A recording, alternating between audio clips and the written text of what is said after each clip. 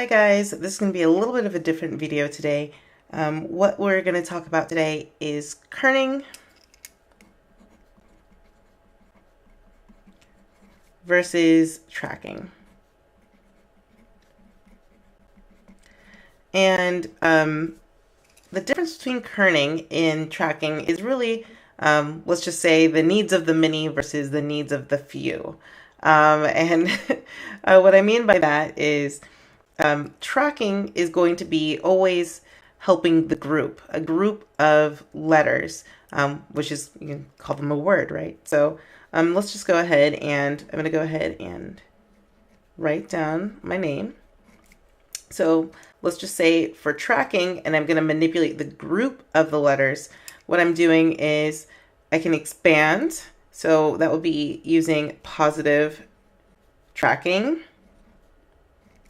or I can condense my words together. And this is how people have like kind of different font looks. What will happen is they'll change the tracking of something and all of a sudden it'll be like, oh wow, like, is that a new font? And they're like, no, it's actually the same font. I just changed the tracking a little bit. And then that can help you also with fitting things into tight spaces, etc. So that is tracking. I'm condensing those things. Now notice here, my C-A-R, my R and my O and L, when I tracked it, everything got like a lot more close, but especially these two. I might want to go ahead and just specifically between two letters, go ahead and change those two letters to be a little bit farther apart, just so it makes it more readable. And that is going to be kerning actually. So say for instance, I end up with something that looks like this.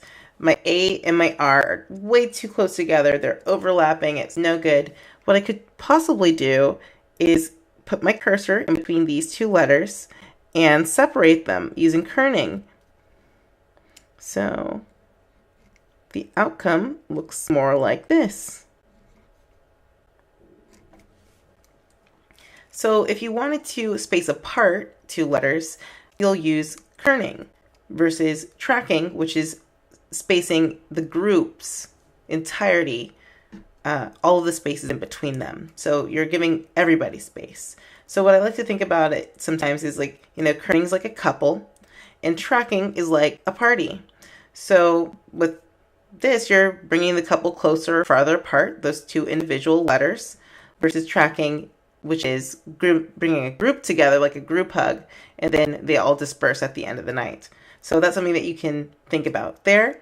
Now in InDesign, kerning, the button looks like this. So it's like a V, a slash, an A, and then there's this little arrow that's reminding you that it's pushing in. Those two letters are trying to come together.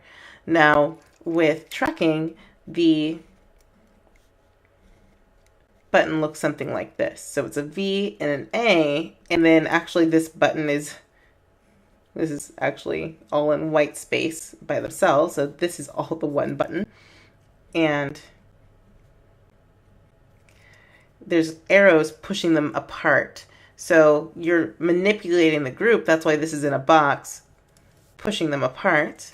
While this one is the two individuals, there's a space in between that's that slash, what that's symbolizing, and you're bringing them together. So let's go ahead and get into InDesign and see how we can do this in the reality.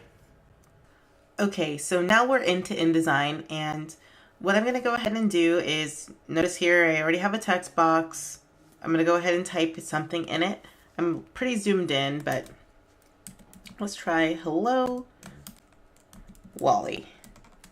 All right, so with this, I'm going to be able to show you the difference between tracking and kerning. So let me actually zoom in a little bit more.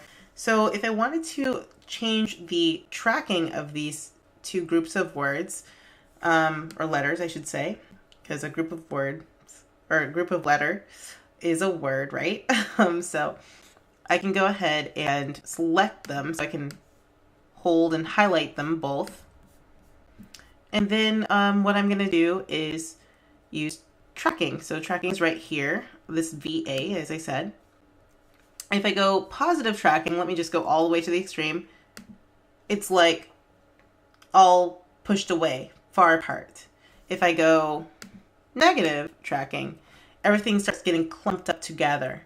Now, say for instance, maybe this is the type of look that I like. Maybe I like a little bit of overlap, especially between like the W and the A. I feel like that kind of congeals or brings together a certain look that I want. But I don't like the fact that the A and the L and the other L are touching. So maybe I do not like that. Or like with this hello, everything is all kind of jumbled on top of each other.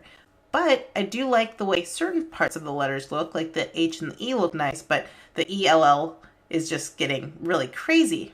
So what I'm going to do is change the kernings between the letters to give it a little bit more space. So I'll select directly in there, so I make my cursor go right in between, and then I go up to my kerning, and I want a positive number to create that space so it's not all on top of each other. Okay, I might want a little overlap still. It might look okay. Let me just try with the L's now. And like some magazines actually just have a regular basic type of font, and you'll see that they've just changed the kerning or the tracking of it in certain ways. So you'll be like, oh wow, like do they have a custom font? And actually they don't. They just changed it a little bit. I kind of like the L's being together in this sense, but if I'm going to have my L's together, I do want to push my E and the O kind of farther. So there's that. And let's see. Yeah. So again, this is something that is just a lot of little tweaking that you can do. Let's go ahead and see here underneath for the Wally. I like the W and the A kind of being overlapping a little bit, like with the top and the bottoms of the letters, but I'm going to go ahead and create more space here. I'm going positive with my letters. So if this is something that's an appealing look for me and I feel like, yep, that looks nice. They're kind of close together, but they're not all on top of each other. That looks nice to me. Then that would be it. So that is the difference between kerning and tracking. Tracking is manipulating the space in between a group of letters.